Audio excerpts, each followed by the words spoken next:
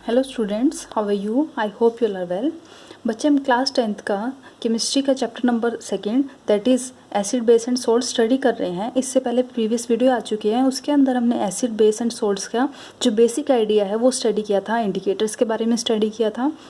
तो जो हम आज स्टडी करेंगे उसके अंदर स्टडी करना है कि जो एसिड्स एंड बेस हैं वो किस टाइप से मेटल्स के साथ रिएक्ट करते हैं, किस तरह से दूसरे कंपाउंड्स के साथ रिएक्ट करते हैं। मींस हमें आज देखना है कि जो एसिड एंड बेस हैं वो किस टाइप से रिएक्शंस को शो करते हैं। तो जो सबसे पहले रिएक्शन आती है उसके अंदर क्या होगा, जो एसिड है वो मेटल के साथ किस टाइप से रिएक्ट करता है, राइट। मींस जब भी एसिड मेटल के साथ रिएक्ट करता है तो क्या होगा, सोल्ट की फॉर्मेशन होगी, प्लस में क्या होगा, हाइड्रोजन गैस का इवोल्यूशन होगा। अब कैसे, देखो हम रिएक्शंस देखते हैं। अब रिएक्शन में देखें तो क्या हो रहा है, जो आपका एसिड कौन है, सल्फ्यूरिक एसिड है, H2SO4 प्लस जिंक मेटल है। जैसे ही रिएक्शन करते हैं तो क्या मिलता है हमें, ZnSO4। मीन्स यहाँ पर क्या मिल रहा है आपका, salt, that is zinc sulphate is salt plus H2 gas. अगर हम आगे और भी देखें, HCl की सोडियम मेटल के साथ रिएक्शन करवाए तो क्या मिलेगा, salt, that is NaCl plus H2 gas.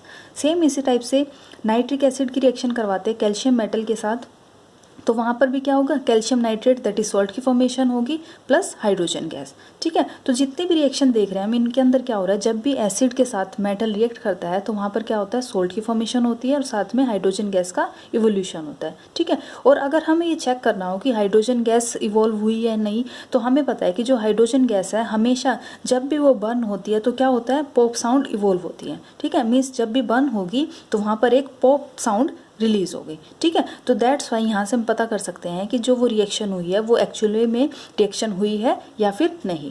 ठीक है बच्चे, अब इसके बाद देखो, अभी हमने रिएक्शन देखी है किस टाइप से एसिड मेटल के साथ रिएक्ट करता है। अब हम देखते हैं कि जो आपका बेस होता है, बेस मेटल के साथ रिएक्ट करेगा तो किस टाइप से रिएक्ट करेगा। तो अब देखते हैं इसके अंदर क्या होगा, जब भी बेस मेटल के साथ रिएक्ट करता है तो वहाँ पर भी क्या होगा, सोल्ट की फॉर्मेशन होगी प्लस हाइड्रोजन गैस होगी। अब देखो किस टाइप से, बेस आपका NaOH, मेटल जिंक क्या बनाएगा, सोडियम जिंकेट, राइट।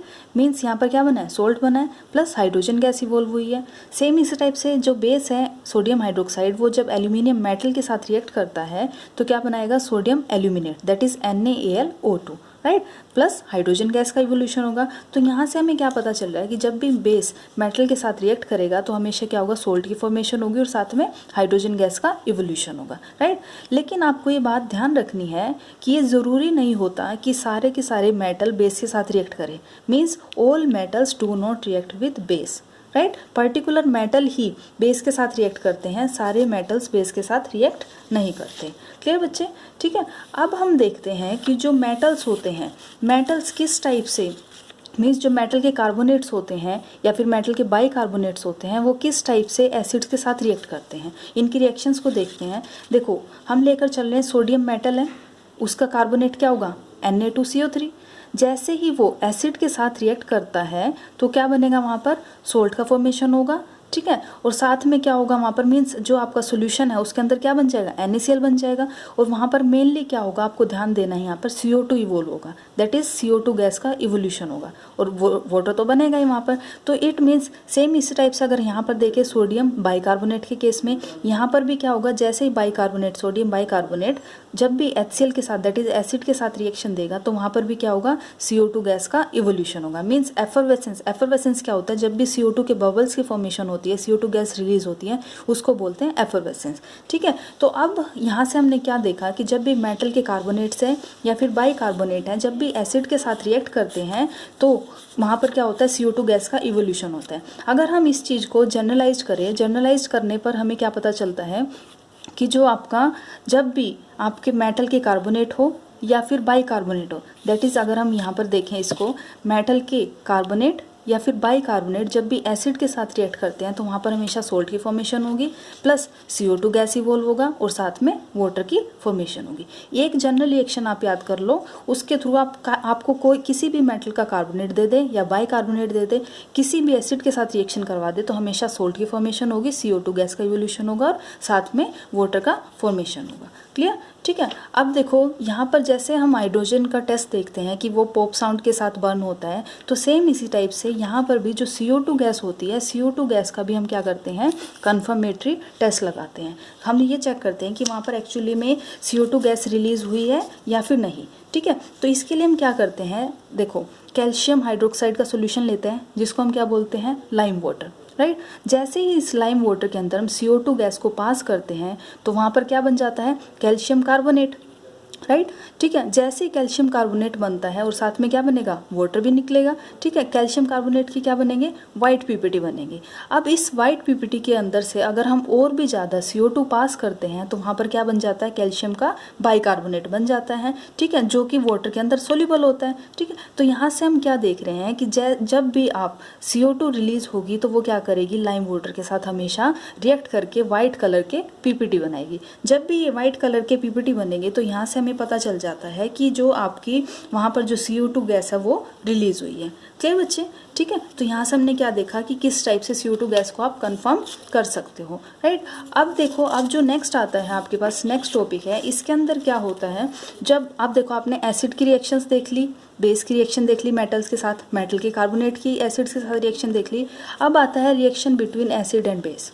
अब ये तो आप पहले भी देख चुके हो कि जब भी एसिड और बेस रिएक्ट करते हैं तो वहाँ पर हमेशा क्या होता है, सॉल्ट की फॉर्मेशन होती है। देखो किस टाइप से, acid plus base give rise to formation of salt plus water, right. तो जब भी एसिड और बेस मिलते हैं वहाँ पर क्या होता है, सॉल्ट की फॉर्मेशन होती है।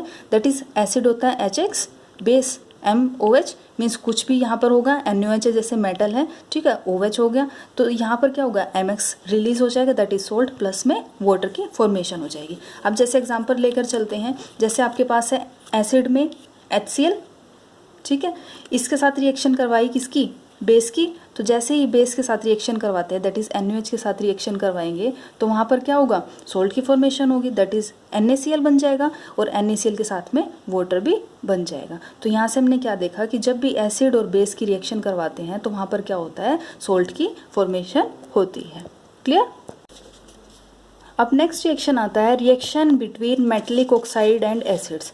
मीन्स यहाँ पर क्या होगा, जो मेटल के ऑक्साइड्स होते हैं उनकी रिएक्शन करवाएंगे किसके साथ, एसिड्स के साथ। देखो बच्चे, आप ये अपनी प्रीवियस क्लासेस में स्टडी कर चुके हो, क्लास 8th में भी आता है मेटल एंड नॉन मेटल। उसमें हम क्या देखते हैं, जो मेटल्स होते हैं, मेटल के जो ऑक्साइड्स होते हैं उनका नेचर किस टाइप का होता है, बेसिक होता है। ठीक है, अब अगर हम यहाँ से देखें, एक बेस जब एसिड के साथ कंबाइन करेगा तो क्या बनेगा, आपको पता है, सोल्ट की फॉर्मेशन होगी। तो सेम इसी टाइप से अगर हम यहाँ पर रिएक्शन देखें, रिएक्शन के थ्रू देखते हैं, metal oxide plus acid, that is basic oxide होगा ये, तो क्या बनेगा, सोल्ट बनेगा, और साथ में वाटर की फॉर्मेशन होगी, राइट। तो जैसे अगर हम यहाँ देखें, मेटल कौन है, कॉपर, उसका ऑक्साइड ब्लैक इन कलर था, जैसे ही एसिड HCl के साथ रिएक्ट किया तो वहाँ पर क्या बन गया, सोल्ट की फॉर्मेशन होगी, दैट इज आपके पास क्या बन गया, कॉपर क्लोराइड बन गया। कॉपर की ऑक्सीडेशन स्टेट कितनी है यहाँ पर, +2 है, तो यहाँ पर साथ में वाटर बन जाएगा। अब अगर हम कलर का देखें चेंज, यहाँ पर अगर हम देखें कि यहाँ पर एक्चुअली में रिएक्शन हो रही है, किस टाइप से चेंजेस आ रहे हैं, रिएक्शन हो रही है तो केमिकल रिएक्शन हो रही है तो कुछ ना कुछ चेंजेस आएंगे। अगर हम यहाँ पर चेंज देखें तो जो आपका कॉपर ऑक्साइड था उसका ओरिजिनल कलर कैसा था, यहाँ पर ब्लैक था, लेकिन जैसे हम HCl के साथ रिएक्ट करवाते हैं तो वहाँ पर कलर कैसा हो जाएगा, ब्लू ग्रीन कलर का आपको वहाँ पर सॉलिड मिल जाएगा, दैट इज सोल्ट की फॉर्मेशन होगी, वो उसका कलर कैसा होगा, ब्लू ग्रीन कलर का सोल्ट होगा, राइट। तो यहाँ से हमने देखा कि जो मेटल के ऑक्साइड्स जब भी एसिड के साथ रिएक्ट करेंगे तो क्या बनेगा, हमेशा वहाँ पर सोल्ट की फॉर्मेशन होगी। क्लियर बच्चे?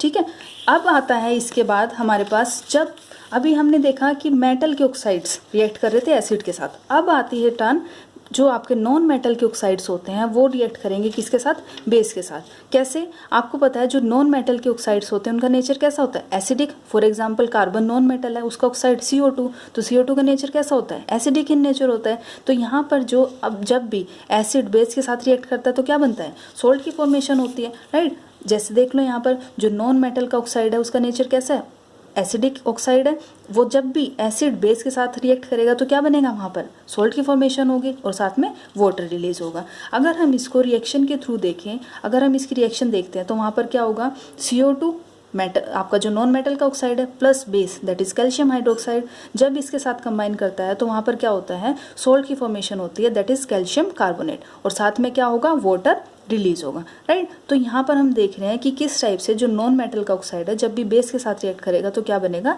सोल्ट बनेगा। एक और एग्जांपल देख लो, कार्बन डाइऑक्साइड एसिडिक है, NaOH बेस है, ठीक है। तो जब इसके साथ रिएक्ट करेगा तो वहाँ पर सोडियम कार्बोनेट बन जाएगा, राइट। तो साथ में क्या होगा, वाटर रिलीज होगा। तो यहाँ से हमने क्या देखा, जो जब भी आपके मेटल के ऑक्साइड्स एसिड के साथ रिएक्ट करते हैं तो सोल्ट प्लस वाटर बनता है। जो नॉन मेटल के ऑक्साइड्स होते हैं वो हमेशा बेस के साथ रिएक्ट करके क्या बनाएंगे, सोल्ट बनाएंगे। क्लियर बच्चे, ठीक है। आई होप आपको इतना अच्छे से क्लियर हो गया होगा। तो यहाँ पर जो हमारे एसिड और बेस की रिएक्शंस है वो कंप्लीट हो जाती है। इसके बाद जो नेक्स्ट रिएक्शन आएगी उनके अंदर हम ये देखेंगे कि जो एसिड्स होते हैं, बेस होते हैं, उनके अंदर क्या सिमिलैरिटीज़ होती हैं, राइट। उनके अंदर कुछ ना कुछ तो सिमिलैरिटी प्रेजेंट होती है, क्या कॉमन होता है उनके अंदर। फिर उसके बाद हम ये देखेंगे कि जो एसिड्स होते हैं उनकी एक प्रॉपर्टी होती है कंडक्ट करने की, मीन्स वो क्या करते हैं, जो इलेक्ट्रिसिटी होती है उसको कंडक्ट करते हैं। फिर ये देखेंगे वो इलेक्ट्रिसिटी कंडक्ट क्यों करते हैं, राइट। देन उसके बाद हम देखेंगे कि जो सोल्ट्स होते हैं, सोल्ट कितने टाइप्स के होते हैं, उनकी अलग अलग प्रॉपर्टीज़ क्या होती है, कॉम्पोजिशन क्या क्या होती है। तो वो जो आगे आने वाली वीडियोज़ है उसके अंदर हम ये देखेंगे। अगर आपको ये वीडियो अच्छी लगे तो लाइक करना, चैनल को शेयर एंड सब्सक्राइब करना। ओके बच्चे, थैंक यू फॉर वॉचिंग।